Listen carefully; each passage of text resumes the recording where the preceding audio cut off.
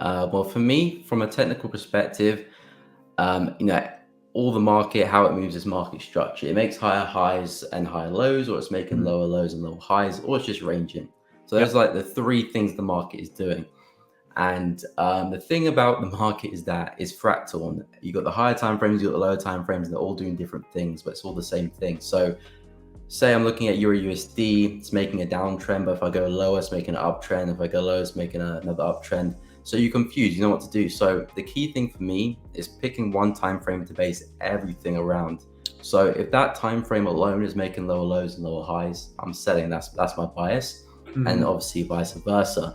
And trading with the news, the way I say it from I see it from a technical perspective is when I'm back testing and going through data and testing my strategy, on a particular day, I might enter a trade and suddenly, boom, the market flies 200 pips in my direction.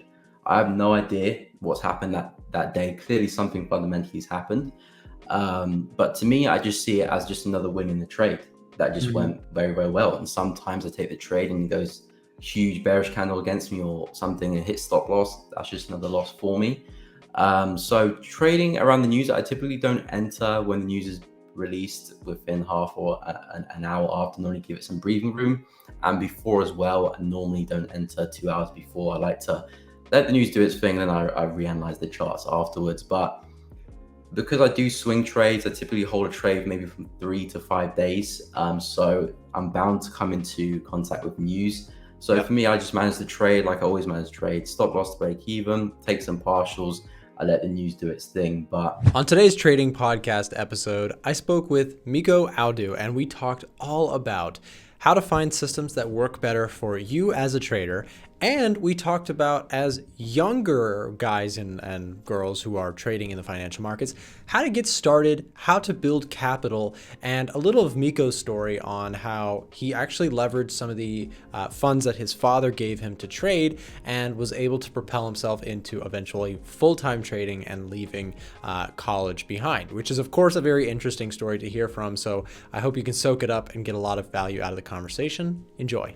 Hey, everybody. Welcome back to another podcast episode. Today, I am joined by Miko, who comes on our live streams recently. He's somebody that we've just sort of recently started hanging out with and bringing onto our content. And I'm excited to chat a little bit of trading with you, Miko. Before we jump into a bunch of trading questions, let me just ask you, would you mind just giving us a little bit of rundown about who you are, the style of trading you do, and mhm. what you get into? Yeah, sure. Well, first of all, my name is Miko Aldu. I'm from the UK. I grew up mostly North London. North London. I have spent some time southwest in Bristol, but most of the time I've been in North London. So, yeah, I'm currently 23. Got into trading around 2017 when I was 17. My dad introduced me actually, so he's been trading a couple years before I started, and he actually introduced me into trading. I was still in school, and then started learning about it and got more and more involved. And then I started to really focus on trading. I went to university, was pretty much having trading as my main focus rather than actually my degree. So yeah, I was focused on trading a lot, and then eventually I quit university and focused on trading full time, and that's what I'm doing currently. And obviously, I do have a YouTube channel as well. But yeah, that's kind of how I got into trading and a bit about me. Awesome. So let me ask you this. So you're 23, you're in college. Did you have any capital prior to going to college? Did you get funded? Sort of how did you bridge that gap between learning to Mhm. trade, where a lot of new traders like, okay, they sort of start to figure out what works for them, but then they're like, well, I don't have much capital to work with. What was Yeah. your solution to that?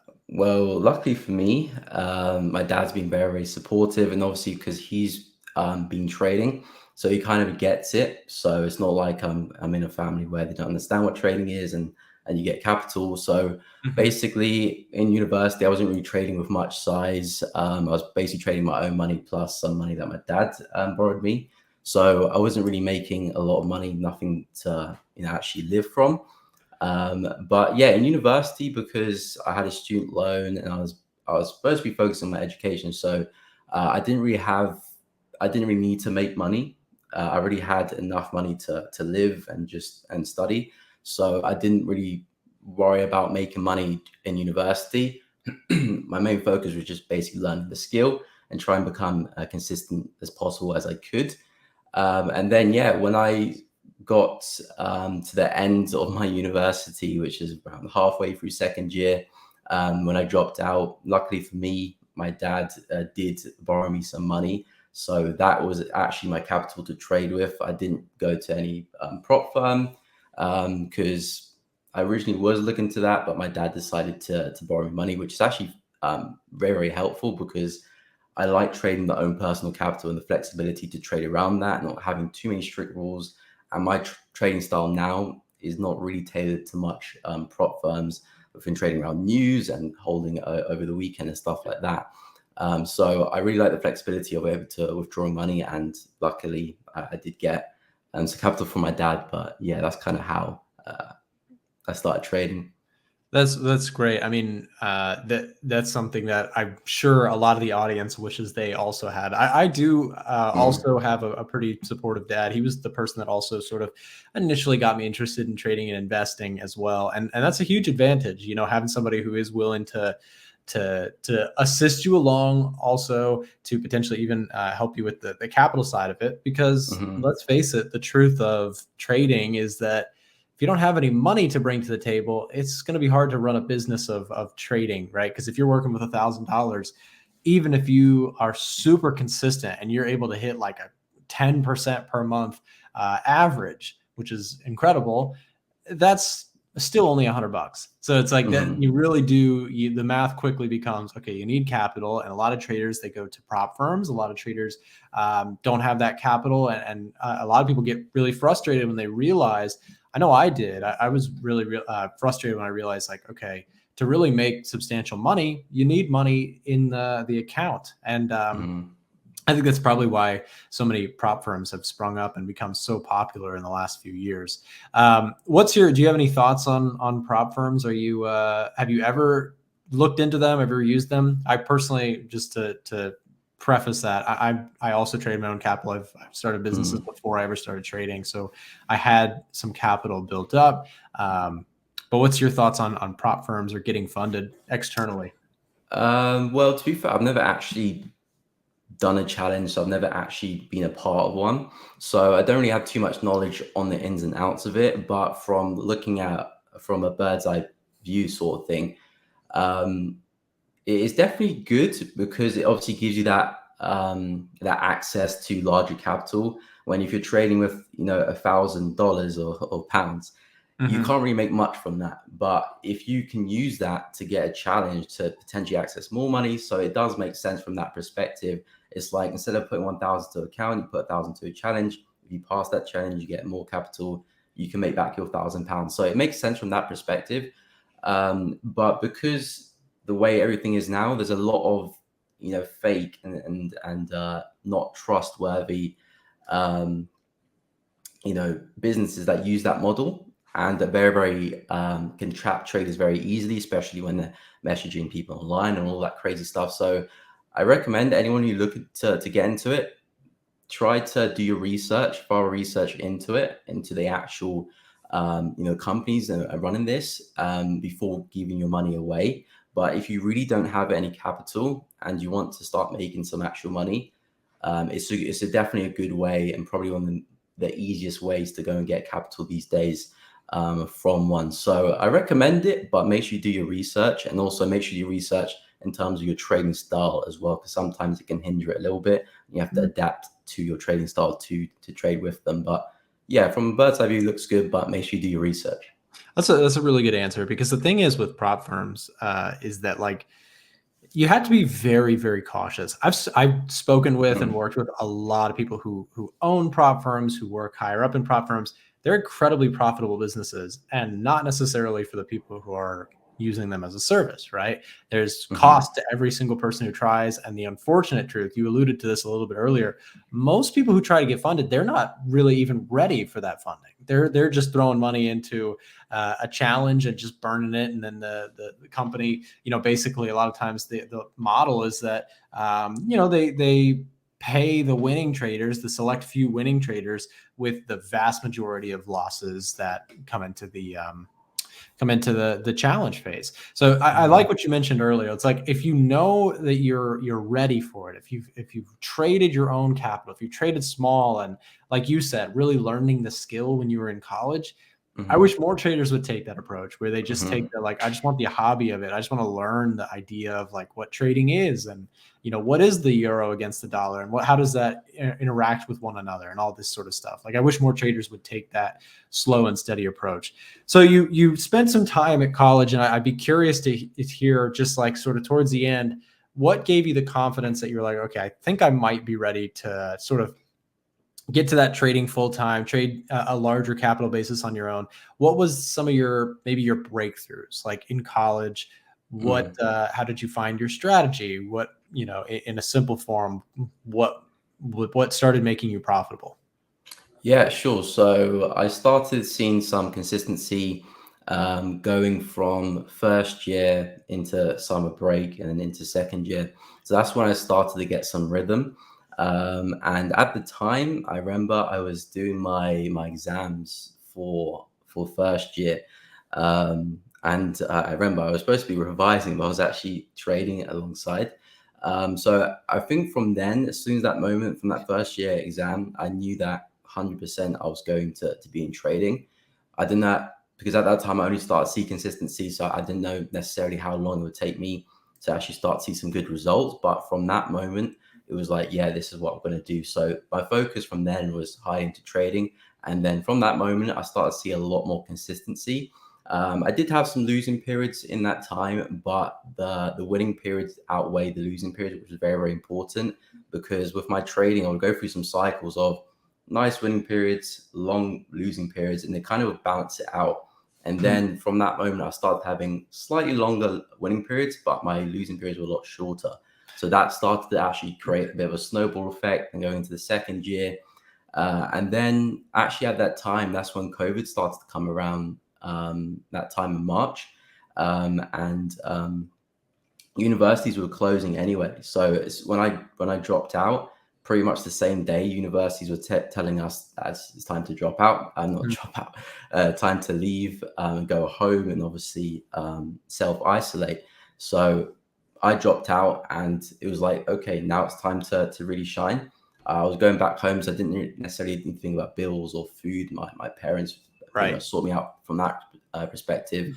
So, I was telling my dad, showing my dad that, this is what I want to do. And he said he was going to help me what he could. And then, yeah, from that point is when he first gave me some capital. And then from there, the psychological difference was a little bit, but because I didn't have added pressure of looking to actually survive, it helped me a lot. So from that, I just tried to ease into it. But yeah, going from first year to second year is when I really started to gain some consistency. And then COVID just kind of hit, and then that's when I started to pull through. And I know that in your guest live streams that you've done on the A1 Trading YouTube channel, you've you're very, very technical, like, and you're very clean with your charts. You got your zones, you got your levels drawn out really, really Mm, well. How did you? So I'm trying to tailor this to, like, maybe somebody who's listening who's like new, they're really interested in okay. technicals, and maybe they even have seen your live streams or your channel and that sort of thing. How did you sort of like get to the point where you're like, okay, I'm actually starting to see consistent results? Like, did you take someone's course? Did you learn from someone on YouTube, self-taught, back testing, demo testing? Like, what was your, I guess, like, where was your playground to actually sort of build up your technical skills that you have now?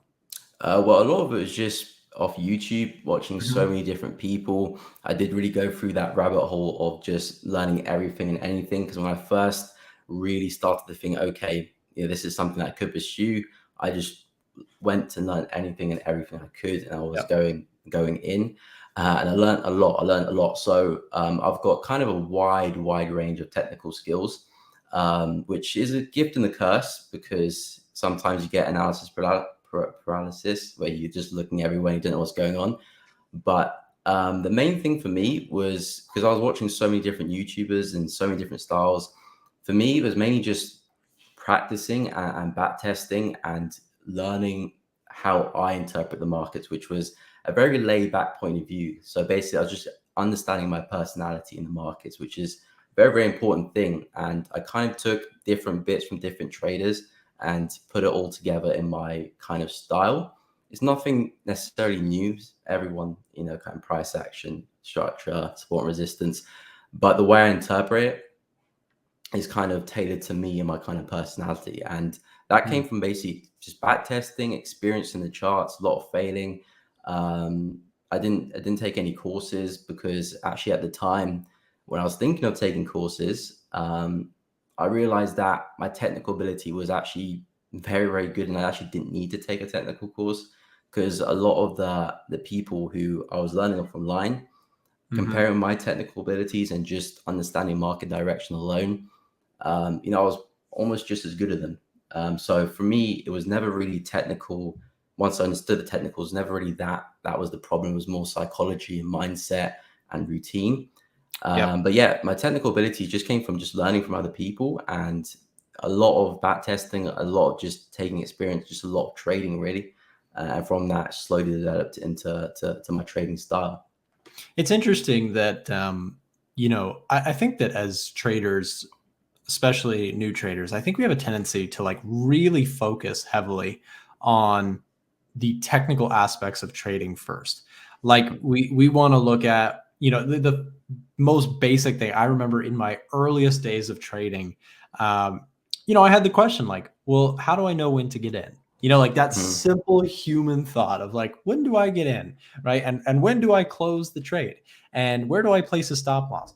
That stuff is so hyper focused on by new traders. It's incredible, myself included, right? Like we're all human beings. Like Mm. we want to solve the problem the simplest possible way. And for many of us, that just means going right to the technicals, right to, here's where I buy, here's where I sell, and I just got to follow these set of blueprint rules and I'll be rich. Like that's what we all sort of, our monkey brains sort of like start. We just Mm. want the simple press this button when, Yeah. and what it comes down to, I think the reason I'm mentioning that is like you mentioned, like you were sort of on the same level with a lot of people you're watching on YouTube.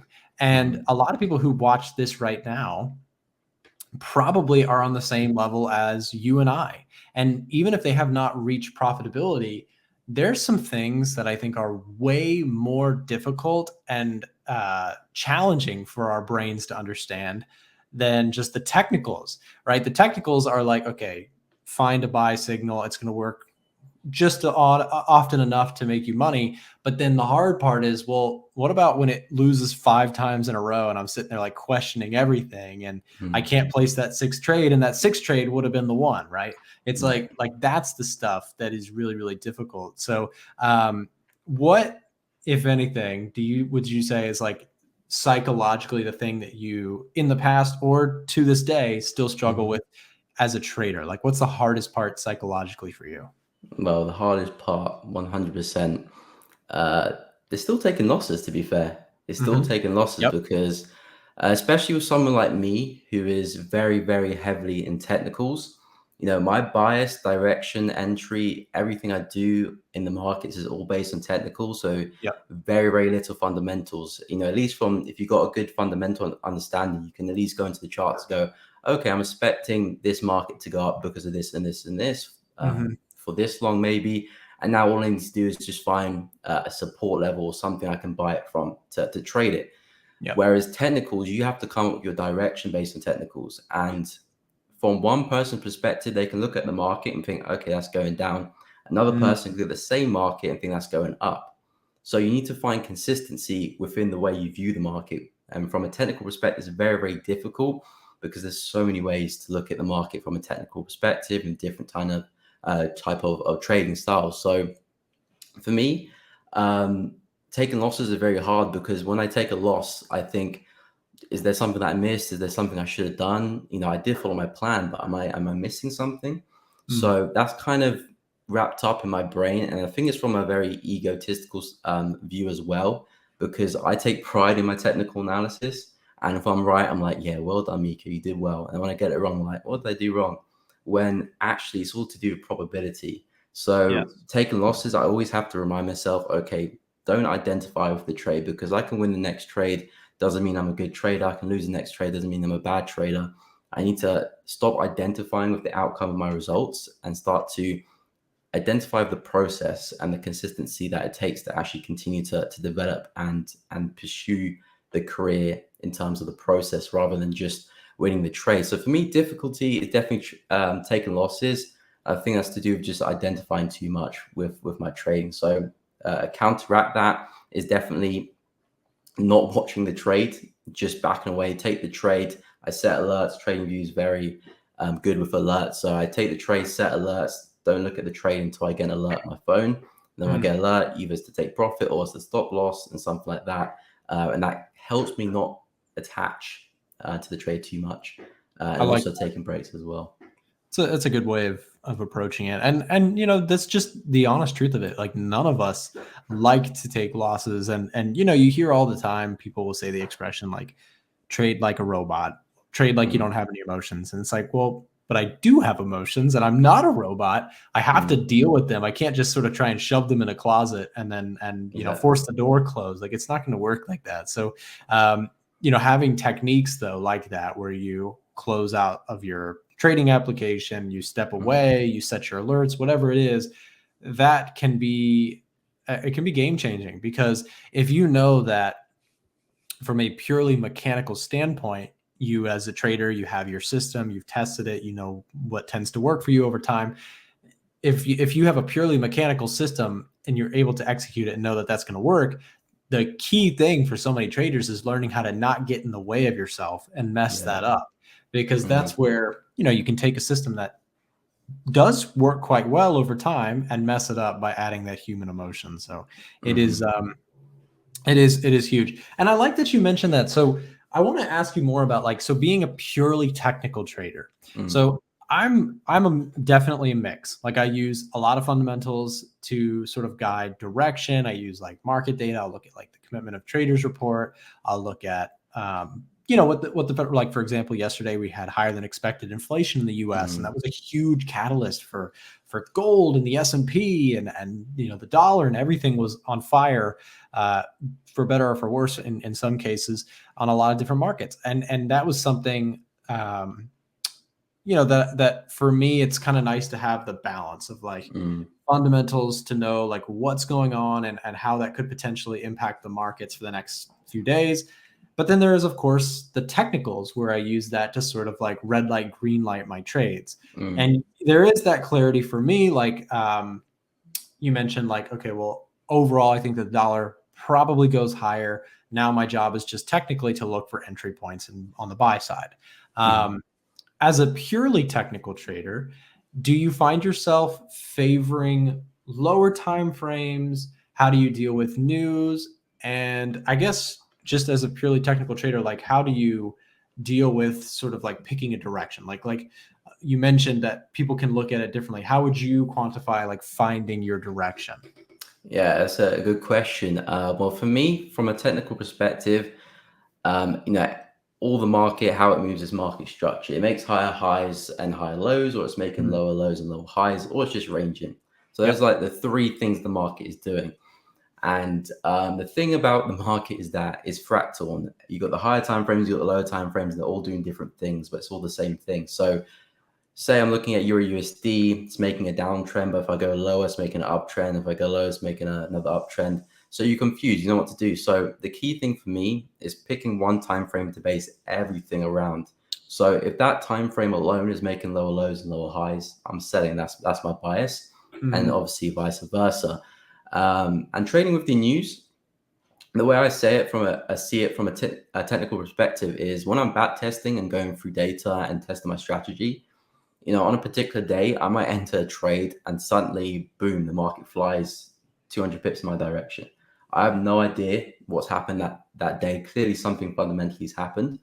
But to me, I just see it as just another win in the trade that just went very, very well. And sometimes I take the trade and it goes huge bearish candle against me or something and hit stop loss. That's just another loss for me. So trading around the news, I typically don't enter when the news is released within half or an hour after. Normally give it some breathing room, and before as well. I normally don't enter 2 hours before. I like to let the news do its thing, and then I reanalyze the charts afterwards. But because I do swing trades, I typically hold a trade maybe from 3 to 5 days. So I'm bound to come into contact with news. So for Yep. me, I just manage the trade like I always manage trades. Stop loss to break even, take some partials. I let the news do its thing. But from a directional perspective, from technicals, the key tip I would give out is focus on one time frame and focus on the structure of that, basically the trend of that. And that will tell you the direction you should be trading in. And if it's the wrong direction, the trend will reverse and you can switch your bias and follow it the other way. But all the other time frames you can look at are good, but it's just to help what's going on that time frame. And that can kind of clear out some confusion.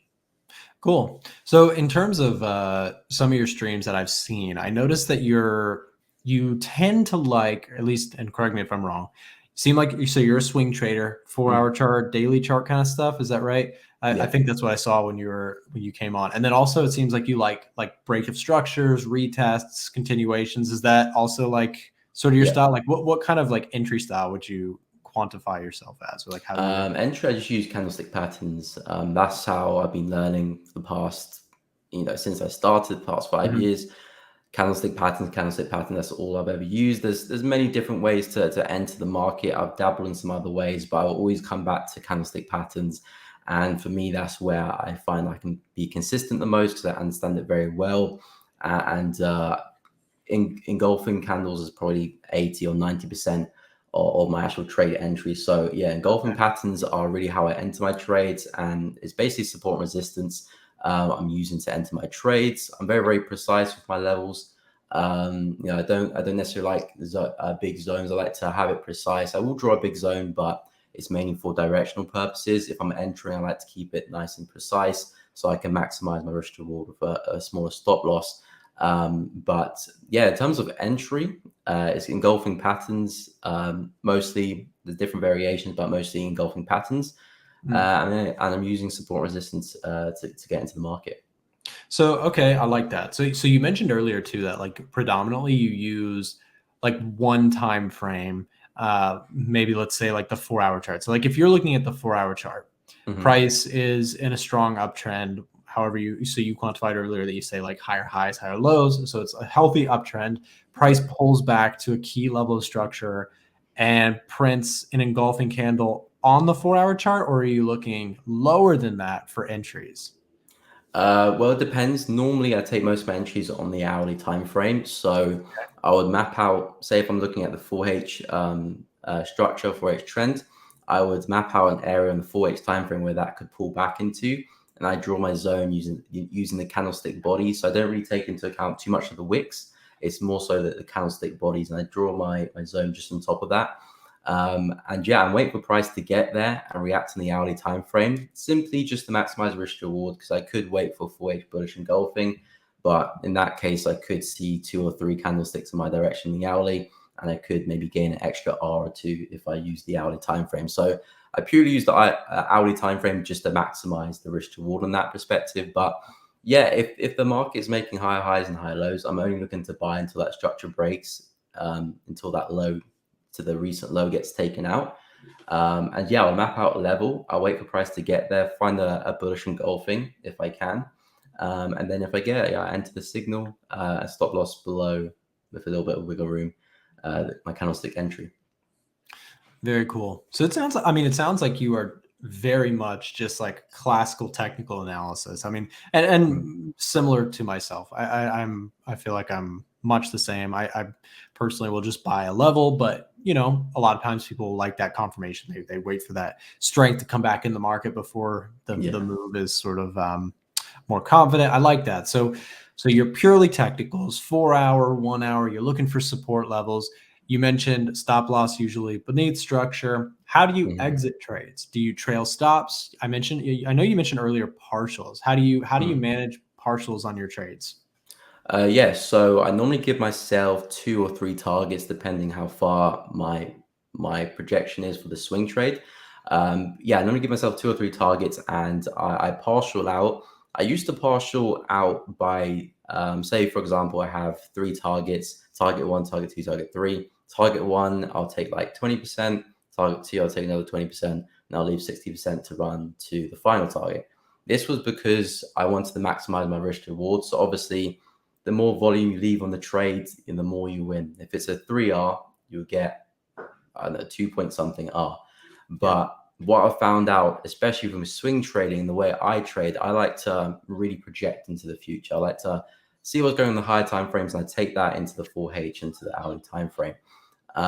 So I normally have, if on my streams, people see my streams, I'm normally talking about, okay, I'm expecting USD-CAD to get all the way up here, and this normally takes a month or two to get there. So I normally have very, very far targets, which I'm slowly working towards as it gets there, not in one go. But a lot of the time, especially early when I started trading full time, I would normally have my final target, but I would leave too much on, and then price would reverse before getting there, and I would see myself taking a lot of, not break even, but small wins, and then some of them weren't enough to cover some losses. So I was kind of doing a break even dance for a little bit. But what I found out and gives me more consistency is taking more at the first target and a little bit more, and leaving a little bit to trickle to your final target. So the way I manage trades now is, first I'll take 20% just because it's the first target. Now I'll take either 60 or 70% of my second target, and then leave like 20 or 30%, 30 or 40%. Wait, my math's right? 7, 60, 70, 30, 40% left to the end target. And that helps me make sure I'm banking good profit, because the market is unpredictable. Sometimes I'll see a move to the upside. I'm expecting price to get here. It almost gets there, reverses back down, and then it goes to get there. So I have to re-enter. So I want to make sure I'm banking good profit from that. So yeah, from a partial perspective, that's how I manage my trades. And I normally go break even when structures formed in my direction. So I've got another support level above my entry. So it gives me protection. If price comes back down, it can beat a hold of potential level. If it breaks through, then it hits my break even, and I'm out the trade. But when support is formed in my direction, or resistance, depending which I'm trading, that's when I go break even in my trading. That's basically how I manage them. That makes sense. I mean, and that's the thing. There's so many different ways to enter and exit the market, whatever system sort of suits you. It really is an important thing to sort of find, because when you take partials, of course, there's pros and cons. When you take a hard take profit, there's pros and cons. When you take a trailing stop, there's pros and cons. So you sort of have to accept whichever camp you fall in, whatever you're most comfortable with, what works well with your time frames, the asset you trade, your back testing, etc. And you just sort of make it work. And I like the way that you broke that down with your partials, how you exit the trade over time. Sorry, my cat decided she wants all the attention. Get down. Yeah, but I think as traders, in terms of an exit strategy, exits are so key, because everybody sort of wants to talk about that entry. We talked about that earlier, like the simplicity of like, tell me when to get in, right? Yeah. But that exit strategy is so much more important, in my opinion, because that's where you make your money, right? Your profit and loss doesn't happen on the entry; it happens on how you exit the trade. Do you stop out quickly? Do you give it more room to run? Do you partials? All those things are decisions that you sort of have to make. And for people who are listening, I would encourage you to rewind this a little bit and listen again to how detailed and specific Miko has his plan laid out. Like every trader that I know that does well for themselves, when you ask them about their entry and exit system, they have very specific rules that they follow and that they do they use to take on the markets, because you have to have that plan in place.